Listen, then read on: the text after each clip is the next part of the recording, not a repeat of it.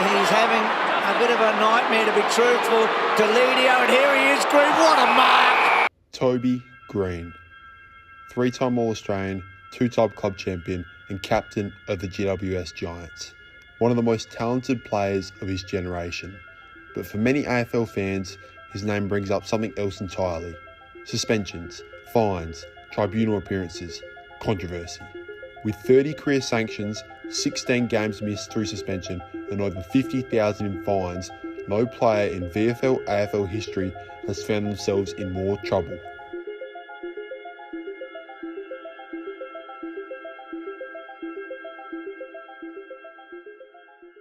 Yet for all the headlines, that was never how it started. Greene grew up in Melbourne's southeast suburb of Ashburton, raised primarily by his mother alongside his 2 younger brothers. From an early age, he was defined by intensity, not just skill, but edge. At Ashburton Redbacks, he shared junior footy fields with future AFL names such as Tom Mitchell and Jack Viney. But even then, Greene stood out for a different reason. He didn't just want to win, he hated losing.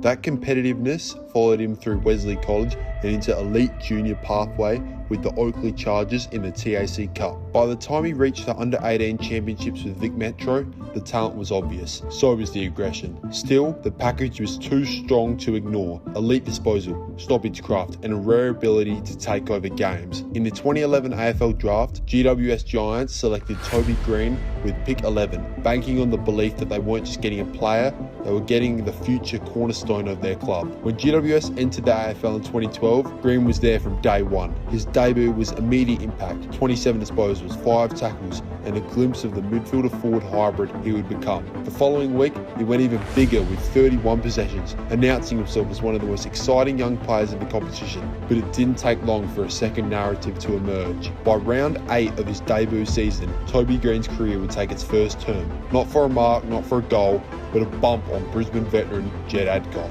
This would cost him a 1-week suspension and made him ineligible for the Rising Star Award, where he was a strong contender. He continued to get in trouble in the following seasons, including a striking charge on Adelaide's Richard Douglas, which cost him 1 week, as well as a $1,500 fine for spitting on Richmond's Anthony Miles. Despite all this, Toby wasn't a heavily hated player in the AFL, but rather just a young player with a short temper that many believed he would grow out of. However, by the mid-2010s, that early narrative about Greene began to shift. It stopped being about a talented young midfielder with a temper and slowly started becoming something more defined, something heavier. What once looked like immaturity began to feel like a pattern. By around 2017, the conversation had changed. Toby Greene was no longer just one to watch. He was becoming one of the most polarising figures in the competition. Every week he played carried the same question: would something happen? And over the next 5 seasons, the answer too often became yes. Striking charges, off-ball hits, scuffles that escalated faster than they should have. Each incident added another layer to the reputation that was now forming in real time, week by week, in front of the entire competition. One of the earliest defining flashpoints came against the Western Bulldogs. In a heated contest, Greene struck Caleb Daniel after a mark. The result was 2 weeks on the sidelines. But more than the suspension itself, it was the timing that mattered. This wasn't an inexperienced teenager anymore. This was a player entering his prime. Not long after, another moment. A jumper punch on Alex France 2 weeks again.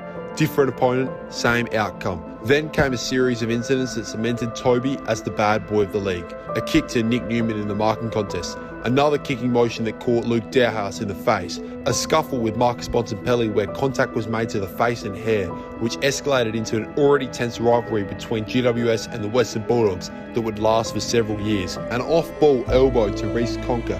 A strike to Nick Newman in congestion. A fend-off that caught Patrick Dangerfield high in the throat. Each one different, but very similar in consequence. Fines, suspensions, and a growing sense that Greene was permanently living on the edge. By this stage, the pattern was no longer subtle. It was visible every time he stepped onto the field. And then came the moment that changed everything. 2021 elimination final. GWS versus Sydney, 3/4 time. Got a little bit of vision just at the completion of the 3/4 time. Then Toby Greene walks towards Max Stevic. Not straight through him, but certainly collecting him on the way through. The moment kids first get into the game of football, they have to understand that the umpire's off limits. Respect the person, respect the position, respect the role that they play. You can't treat umpires like this. That was a shocking look for the game. He has to be suspended for that action. It's too much of a distraction. Like every month we're talking about an incident with Toby Greene. He's put himself in a position where he's not going to be there again on the weekend. And it's a travesty for that footy club. Unfortunately, one of the players that we love watching the most week in, week out, we don't get to see week in, week out because he does things like this. In any other career, it might have been framed as an accident under pressure, but in Greene's case, it became the breaking point. The AFL handed down a 6-week suspension, the biggest penalty of his career, and the reaction was immediate and unforgiving. This wasn't just another tribunal case anymore. This was about leadership and maturity. A leader at the club now suspended for direct contact with an umpire. When the suspension carried into the start of the 2022 season, the scrutiny only intensified. Questions followed him everywhere. Had he crossed a line he couldn't come back from? What followed though was a different version of Toby Greene. Not a complete reinvention, but a more controlled version of the same edge that had defined him from the beginning. Still competitive, still confrontational, far more calculated. The club responded by rewarding him with the sole captaincy in the 2022 off-season, and in 2023, the All-Australian captaincy. These accolades completely unfathomable just a few years prior. It was a full circle moment for a player who had once been defined almost entirely by his worst moments. It was 3 years until Toby received his next suspension, and even today, the pattern hasn't completely disappeared.